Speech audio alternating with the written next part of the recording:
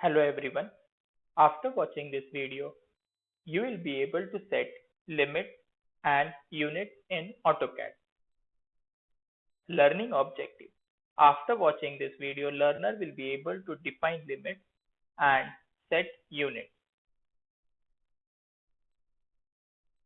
So let us go to AutoCAD screen. So in that, type in command line limits. When you type limits, press enter. So you will get an option specify lower left corner. So we'll specify the lower left corner as 0, 0 and the upper right corner as 420, 297. This is the size of A3 size paper. Press enter. Now our limit has been set, but it will not be seen on the screen. How to visualize the limit? So again, what I'll do, I'll draw a rectangle. Shortcut is REC enter. Then lower that first corner point is 0, 0 enter, and the other corner point is 420, 297. Press enter. The rectangle is not visible, so to see the rectangle completely, you have to click Z enter on screen using keyboard and then click on extend. So you will get the complete rectangle.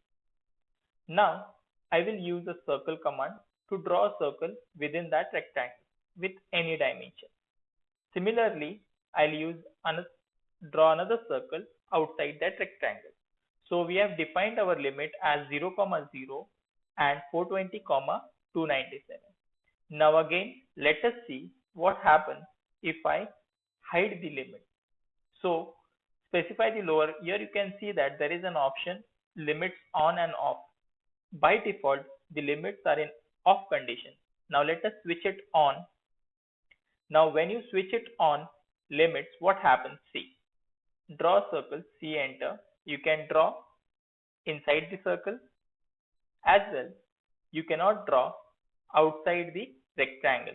What happens? Because we have set the limits as 0, 0 and 420, 297. So the only region which we have set the limit is active and all other region is deactivated. So this is the importance of limit. We can use only the selected area of the screen. Okay. So again, if I want to bring back to its original position, limit,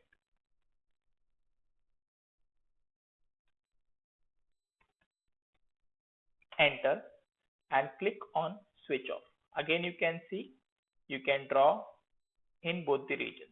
So now our limits is in off condition. So this was regarding the limit. Now let us learn how to set unit.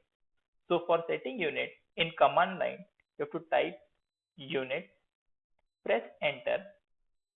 So you will get drawing units window. In that, the length. So there are options architectural, decimal, engineering, fractional, scientific. So we are going to set as a decimal. If you are going to use architectural, then it will be in inches, foot. If you are going to use in decimal, it will be in millimeters, meters, centimeter. So if you want to set it in inches and foot, if you are working in inches and foot, then you can go for architectural. If you are going to use it in millimeters, centimeters and meters, then you can use decimal. If you are going to use the units in fraction, you can see the sample here, right? 1.5, right? So if you want to use that, then you can go with fraction, or if you want to unit with 10 raised to, right, a very large unit, in that case you can go with scientific. So we are going to set it in decimal.